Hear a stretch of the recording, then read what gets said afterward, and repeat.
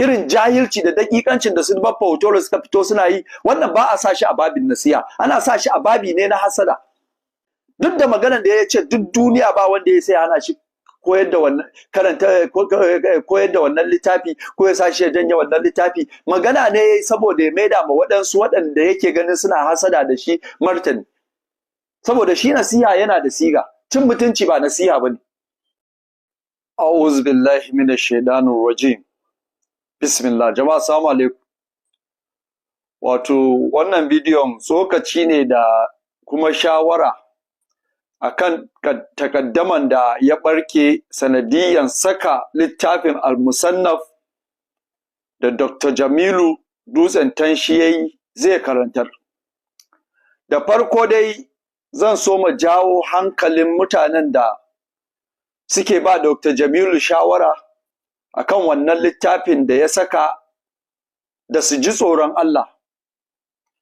Idan zaka ba mutum shawara ko zaka mishi nasiha, ka yi ƙoƙari ka mishi nasiha don Allah ba tare da nuna hassada a lokacin da kake mishi nasiha ba, ko kuma cin mutunci. Cin mutuncin nan da ake yi da sunan nasiha yana nuna hassada ga shi Dr. Jamilu da kuma majalisin Dutsen Tanshi. Magana na biyu, kai karan kanka Dr. Jamilu akan littafin Al-Musannaf da kasa.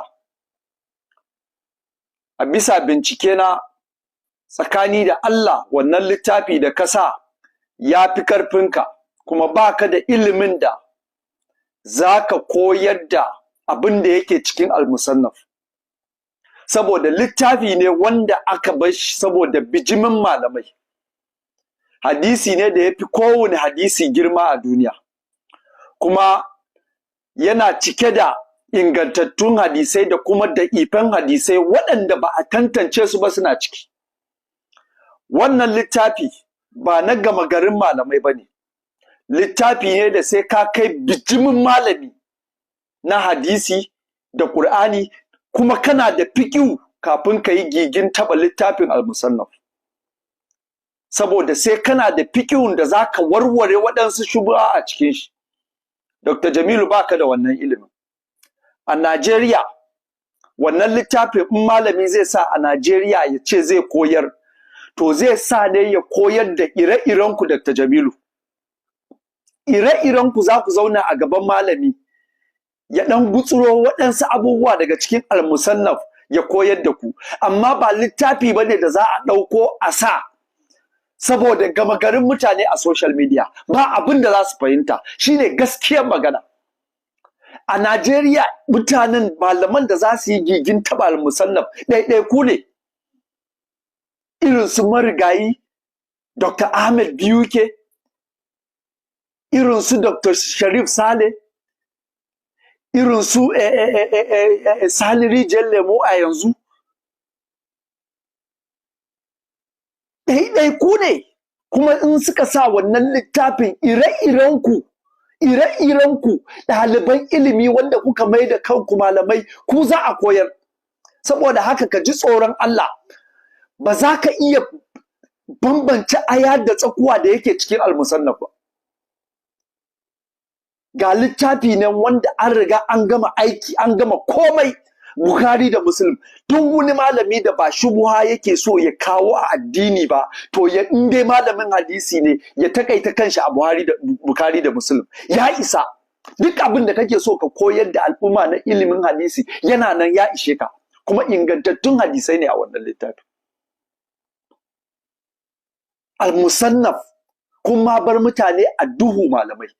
Al-Musannaf ba ku gaya ma mutane wani littafi ba ne, menene a cikin littafin, wanda kuka bar mutane suna zargin ma wannan littafin, to ko dai irin ilimi ne na sanin Allah waɗanda waɗansu suke amfani da shi suka ridda suke allantar da kansu, ko irin wannan ilimin ne a ciki. Kun fitowa ku gaya ma mutane ma shi littafin ma ya yake. To al'umma, littafin hadisi ne wanda ya fi kowanne girma a duniya, amma cikin shi yana cike da da ifan hadisai waɗanda ba su inganta ba da kuma ingantattun hadisai wanda idan ba ka kai bijigimin malami na koli wanda duniya ta yarda da su ba bai ka cancanci taba wannan littafi ba ka ce za ka karanta. Kuma idan malami ya sa wannan littafi zai karantar to ba ƙananan malamai bane za su zo gaban shi don ɗaukar ilimin da ke cikin wannan littafi.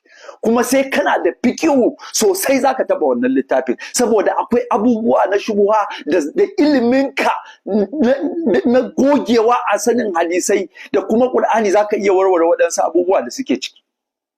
Sai kana da fikihu. Saboda haka Dr. Jamilu, nasiha zuwa gare ka don girman Allah ka ji tsoron ka da abin da waɗansu mahassada suke faɗi a kanka, ka ji tsoron Allah ka jingine wannan littafi. Wannan littafi ba sa'anka ba ne, wallahi tallahi ya fi ƙarfinka. Ni ba malami ba ne, ba abin da ya dame ni da yi maka hasada, amma duk abin da ya shafi addini wanda zai kawo rudani in muka gani ba za mu bari ba, zan fito in yi magana daidai da ilimin da Allah ya bani na abin da na fahimta. Wannan littafi ba sa'anka bane. Kuma malaman dutsen tanshi wanda Dr. Idris Abdulaziz ya mutu ya bar muku amanan wannan majalisi, ku ji tsoron Allah irin su Malam Sagir, ku gaya ma Dr. Jamilu ya ajiye wannan littafi. Dr. Jamilu bai kai Dr. Idris ilimi ba, amma dakta bai taɓa gigin ɗauka wannan littafi ya ce zai koyar ba, Allah ya gafarta mishi, sai Dr. Jamilu. Saboda haka a ji tsoron Allah, ba wai ba masu ilimin da za su taɓa al-musallaf bane a Najeriya, amma ilimin da ke cikin al-musallaf ba abinda mutane suke buƙatan a ce an zo ana koyar da su bane. Duk malami mai tsoron Allah zai takaita ɗaliban shi akan Bukhari da Muslim. In dai ilimin hadisi kake so ka sani daidai gwargwado. Saboda haka malamanmu magabata da basu taba wannan littafi ba, ba wai ba su da ilimin taba shi bane. A'a, ba wani abin da za a zo a koyar da mutane a cikin al-musallaf wanda ba shi a cikin Bukhari da Muslim. An riga an gama aikin a Bukhari da Muslim. Saboda haka mu ji tsoron Allah. Wallahi tallahi Allah zai tsayar da kura nan gobe ya muku isabi akan amanan da aka bar muku na dutsen tashi. Saboda haka duk da Dr. Jamilu ba a dutsen tashi yake koyar da wannan littafi ba, kuna da iko ku bashi shawara akan abin da ya dace. Duk da maganar da ya ce duk duniya ba wanda ya sai hana shi koyar da wannan koyar da wannan littafi ko ya sa shi ya janye wannan littafi, magana ne yayi saboda ya maida ma waɗansu waɗanda yake ganin suna hasada da shi martani. Saboda shi nasiha yana da siga, cin mutunci ba nasiha bane.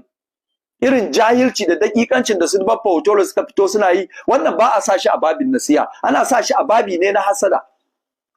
Saboda haka su Malam Sagir, don girman Allah, duk da ba dutsen tashi yake koyar da wannan ba, ku masu gaya ma Dr. Jamilu ya ji ne, ku ba shi shawara ya jingine wannan littafin don Allah, don maslaha na addini. Saboda ba abin da zai iya koyarwa a wannan littafi sai dai kawo abubuwa na shubha wanda zai kawo rudani tsakanin al'umma. Amma duk wanda yake so ya koyar da addini, Bukhari da Muslim ya ishe shi. In dai ilimin hadisi zaka koyar da mutane yanda za su yi ibada. Saboda haka mu ji tsoron Allah, duk abin da za mu yi mu kauce ma garin neman duniya, neman suna, mu je mu ɗauko abin da za mu zo mu rikita al'ummar musulmai da shi. Idan ba sabon abu kake ka zo da shi waɗanda aka jingine su da ifai ba abin da zai kai ka taɓa al-musannaf Dr. Jamilu, babu. Saboda haka ka ji tsoron Allah. Duk sunan nan da muke nima a duniya za mu bashi. Kuma idan muka je lahira ranar gobe, Allah zai tuhume mu akan in daidai muka ɗaura mutane ko ɓata ne. Assalamu alaikum.